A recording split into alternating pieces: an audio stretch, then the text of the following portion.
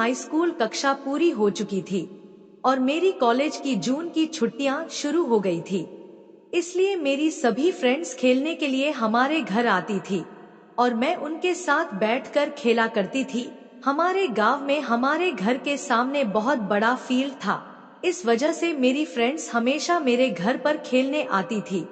उस समय जुलाई की 5वीं तारीख को जब मैं स्कूल से अपना रिजल्ट लेकर घर आई तो मैंने देखा कि मेरी मामी और उसका लड़का हमारे यहाँ आए हुए थे। मेरी मामी के बेटे का नाम विकास है, जो मेरा ममेरा भाई है। मैं उसे विकास भैया कहकर बुलाती थी। उस समय उसका भी 12वीं का रिजल्ट आ चुका था और वह ग्रेजुएशन में जाने वाला था। जब से विकास भैया हमारे घर आया, वह मेरे साथ और मेरी फ्रेंडों के साथ खेलने लगा। मेरी मामी 4 दिन रुकी और फिर वह अकेली ही अपने घर नोएडा चली गई। जिस दिन मेरी मामी अपने घर नोएडा चली गई, उसके दूसरे ही दिन यह घटना हुई थी। वह फ्राइडे का दिन था। उस दिन सुबह मैंने, मम्मी ने और विकास भैया ने साथ में बैठकर खाना खाया। हमें खाना खाए हुए करीब 15 मिनट ही हुए थे कि मेरी फ्रेंड मेरे घर पर आई। फिर मैंने, मेरी फ्रेंड और विकास भैया ने मूवी देखने का फैसला किया। सुबह के लगभग 11 बजे हमने घर के बरामदे में बड़ी सी टीवी पर हॉरर फिल्म देखना शुरू किया। हॉरर मूवी एक डरावनी मूवी थी, इसलिए हम सभी मूवी में बहुत मस्त हो गए और घर पर मुझे कोई काम करना है इसका मुझे कोई होश ही नहीं था। हम टीवी पर मूवी देख रहे थे, तभी मम्मी बरामदे में आई और उन्होंने मुझे और विकास भैया को कहा, मैं बाहर जा रही हूँ, 4 घंटे में घर पर आऊंगी। हम लोग मूवी देखने में इतने मस्त थे कि हमने बस हाँ का इशारा कर दिया और मम्मी समझ गई। मम्मी ने घर का मेन गेट बंद कर किया और बाहर चली गई। हम सभी मूवी देखने में लगे हुए थे। करीब 2.5 घंटा बाद वह मूवी समाप्त हुई। फिर मेरी फ्रेंड कहने लगी, थोड़ी देर बाद हम लोग खेलने आएंगे, और फिर सभी लोग अपने घर चली गई। फिर मैंने मेन गेट बंद कर दिया और इसके बाद हम दोनों रूम में जाकर लेट गए। मेरी आंख लगने ही वाली थी कि तभी एकदम अचानक विकास भैया बहुत जोर से उठे और दौड़ते हुए बाहर निकल गए। मैं बहुत ज्यादा घबरा गई और अपने आप से बड़बड़ा कर आई, इनको ऐसा क्या हुआ? यह ऐसे अचानक यहाँ से क्यों भाग गए? यह सोचकर मैं भी भड़बड़ा कर उठी और तुरंत उनके पीछे दौड़ते दौड़ते गई। उन्होंने बाथरूम के गेट पर जोर से धक्का दिया और तेजी से बाथरूम के अंदर चले गए। जैसे ही विकास भैया वॉशरूम में गए, मेरी नजर वॉशरूम की खिड़की पर पड़ी। वॉशरूम का गेट खुला था, इसलिए मैं तेजी से वॉशरूम की गेट के पास गई और अंदर देखने लगी। उसमें मम्मी बैठी क्लोथ्स धो रही थी और विकास भैया मम्मी सामने खड़ा था। मम्मी को सामने देखकर विकास भैया का मुंह डर के मारे खुला रह गया था, जैसे भैया को कुछ समझ में ही नहीं आ रहा था कि मेरे साथ क्या हो रहा है। वह मम्मी के फेस की ओर देखे जा रहा था। जैसे अचानक यह सब देखकर विकास भैया को बड़ा सदमा लगा हो। मम्मी भी भैया की ओर देख रही थी। कुछ टाइम तक वह मम्मी के चेहरे की देखता रहा और मम्मी भी विकास भैया को देख रही थी। तभी विकास भैया होश में आया और उसने जोर से रोना शुरू कर दिया और इतनी जोर से रोने लगा कि आंसुओं से उसका चेहरा भीग गया। वह मम्मी को देखकर इतना घबरा गया, वह वहीं खड़े खड़े कांप रहा था और जैसे उनकी जान हलक में फंस गई हो। उसके आंसुओं की बूंदें मम्मी के पूरे चेहरे पर गिर रही थी, जिससे वह भीग गई थी। 2 मिनट के बाद मम्मी ने अपने हाथों में पानी लिया और अपने चेहरे पर डाला। फिर उसने उसकी ओर देखा। मम्मी के उनकी की ओर देखते ही विकास सहम गया। उस वक्त विकास भैया मम्मी से माफी मांगने लगा। जब वह सहमते हुए कदम पीछे हट रहे थे, तब उनके के दोनों हाथ डर के मारे कांप रहे थे, जैसे वह भूल गए हो कि क्या करना है। उसके बाद विकास भैया डरते हुए बोला, सॉरी बुआ, यह सब गलती से हो गया। मुझे बिल्कुल भी नहीं पता था कि आप वॉशरूम में हैं। मुझे लगा कि आप बाहर गई थी। आपको बाहर से कब वापस आना हुआ, यह मुझे पता ही नहीं चला। अगर बुआ आपने यह बात मेरे पापा को बता दी तो वह मुझे बहुत पीटेंगे। प्लीज यह बात मेरे पापा को मत बताना। मैं फिर कभी आपको तंग नहीं करूंगा। मैंने यह सब जानबूझकर नहीं किया। यह सब मुझसे यह गलती से हो गया। सच में माफ कर दो बुआ कि मम्मी कब और कैसे बाहर से घर वापस आई थी। शायद हम सब मूवी देखने में मस्त थे, तभी मम्मी बाहर से घर आ गई थी और इसलिए हमें किसी को भी मम्मी के घर आने का पता नहीं चला।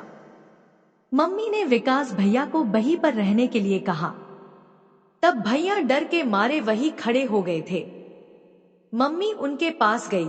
जैसे ही मम्मी उनके पास गई, उन्होंने भैया के दोनों हाथों को पकड़कर कहा, कोई बात नहीं है विकास, हो जाता है कभी, तुम बिल्कुल भी चिंता मत करो। मैं तुम्हारे पापा को कुछ नहीं बताने वाली। तुम इतना समझ लो, मैं तुम्हारी हेल्प करूंगी। यह कहते हुए मम्मी ने अपने हाथ उनके बालों में प्यार से हाथ फेरना शुरू कर दिया। कुछ मिनट के बाद मम्मी ने उसके सिर पर अपना रखा हाथ अब उनके कंधे पर रख दिया और कंधे पर हल्के से हाथ फेरने लगी। तब विकास भैया का ध्यान मम्मी की बातों पर बिल्कुल भी नहीं था, क्योंकि वह जैसे किसी सपनों की दुनिया में पहुंच गया हो। शायद उसके लिए यह पहली बार था। मम्मी हल्के से मुस्कुरा कर बोली, जब विकास तू छोटा था ना, तब तू कई बार मुझसे लिपट के सुसु कर देता था और कई बार मुझे भिगो देता था। मम्मी ने भैया की पीठ पर फिर से प्यार से हाथ फेरा। विकास भैया आनंद में इतना खो गए थे कि उन्हें पता ही नहीं चला और वह बेहोश से होने लगा थे। तभी मम्मी ने अपना हाथ पीठ पर से हटा लिया। बचपन से मैंने अपने घर के बड़े बूढ़े या अपनी मम्मी को कभी इस तरह कुछ करते हुए नहीं देखा था और उस वक्त मैं इतनी समझदार नहीं थी, तो समझ ही नहीं पाती थी कि मम्मी और विकास भैया क्या कर रहे हैं और ऐसा क्यों कर रहे हैं। मेरे दिमाग में बहुत सारे सवाल उठ रहे थे। इन सारे सवालों की वजह से मैं थोड़ी परेशान हो गई थी। फिर भी मैं चुपचाप खड़ी होकर सब देख रही थी। कुछ देर बाद विकास भैया उठे और मम्मी के पास जाकर खड़े हो गए। जैसे ही विकास भैया वहां से उठे, मम्मी भी उठी और पास रखे सोफे पर बैठ गई। दोनों ही बहुत घबराए हुए लग रहे थे, पर उनके चेहरों पर एक अलग ही रौनक और खुशी साफ दिख रही थी। फिर मम्मी ने मग से पानी लिया और बोली, विकास रीना कहाँ है? विकास भैया ने जवाब दिया, रीना रूम में बेड पर सो रही है। इतना सुनते ही मम्मी खुश हो गई और मैं जल्दी से रूम की ओर दौड़ी और जाकर बेड पर सोने का नाटक करने लगी। लगभग 3 मिनट बाद विकास भैया भी रूम में आए और लेट गए। कुछ ही देर में उनकी आंख लग गई। फिर मुझे भी जोर की नींद आ गई। तभी करीब 6 बजे मेरी फ्रेंड्स हमारे घर आई। तब मम्मी ने मुझे और विकास भैया को आवाज लगाई। फिर वह जाग गए। फिर मैं और भैया में जाकर अपने हाथ मुंह धोने लगे। हाथ मुंह धोने के बाद मैंने अपनी फ्रेंडों के साथ लूडो खेलना शुरू किया। हमने विकास भैया को भी खेलने के लिए बुलाया, लेकिन मम्मी ने उन्हें हमारे साथ खेलने नहीं भेजा, इसलिए मैं अपनी मम्मी के साथ खेलने चली गई। करीब 20 मिनट बाद मैं पानी पीने के लिए घर के अंदर आ गई। रसोई में पहुंचने पर जो देखा, मैं जल्दी से गेट के पीछे छिप गई और अंदर देखने लगी, क्योंकि तब मम्मी ने अपनी आंखें बंद की हुई थी और वह किचन के साइड खड़ी हुई थी। 3 मिनट तक मैं यह सब देखती रही। फिर मैं घर के बाहर चली गई और अपनी फ्रेंडों के साथ एक दूसरी दोस्त के घर पर चली गई। वहां जाकर मैंने रेस्ट किया और अपनी दोस्तों को वहीं रुकने के लिए कहकर मैं अकेली वापस अपने घर आई। घर आकर देखा कि गेट बंद था, तो मैं घर के पीछे के रास्ते से घर के अंदर जाने लगी। तब मुझे रसोई से आवाज सुनाई देने लगी, इसलिए मैं रसोई की ओर गई। रसोई की विंडो खुली थी, तो मैंने उस विंडो से रसोई में झांक के देखा। 2 लोग रसोई में सोए हुए थे। उनकी आवाजें बहुत तेज आ रही थी। अब रसोई में सिर्फ उनकी बोलने की आवाज गूंज रही थी। थोड़ी देर बाद मम्मी उठकर बैठ गई। रात के लगभग 8 बजे जब मैं अपने घर आई तो मैंने देखा कि विकास भैया बरामदे में टीवी देख रहे थे और मम्मी रसोई में रोटी बना रही थी। फिर विकास भैया के साथ मैं भी टीवी देखने लगी। फिर हम तीनों ने बैठकर खाना खाया। फिर हम तीनों लोग कमरे में जाकर सो गए। कमरे में हल्का अंधेरा था, इसलिए थोड़ा साफ साफ दिखाई नहीं दे रहा था, लेकिन उनकी बातों से समझ आ रहा था क्या होने वाला है। कुछ ही देर में मेरी आंख लग गई जब मैं गहरी नींद सो गई। यह मुझे नहीं पता अब मम्मी विकास भैया को हमारे साथ खेलने के लिए नहीं भेजती थी। मम्मी हमेशा भैया को घर पर ही रुकने के लिए कहती थी। अब रोज दोपहर 2 बजे से शाम 3 बजे तक हमारे घर का गेट और रहता है। मैं खेल कर सो जाती हूँ। जब जुलाई का महीना समाप्त हुआ, हम तीनों लोग खाना खा रहे थे, तभी मामी और मामा आ गए और तुरंत विकास भैया को अपने साथ ले गए, क्योंकि 2 अगस्त से उनका कॉलेज शुरू होने वाला था। विकास भैया जब अपने घर गए तो मम्मी को बहुत ही ज्यादा बुरा लगा। जब विकास भैया की बोर्ड की परीक्षा हुई तब मम्मी और मैं मामी के घर गई और अगले दिन मम्मी, विकास भैया और मैं अपने घर लौट आए। उस समय भी मैं दिन में और रात में उन दोनों को देख नहीं पाई। जब विकास भैया का बोर्ड एग्जाम का रिजल्ट आया तो भैया अपने घर चला गए।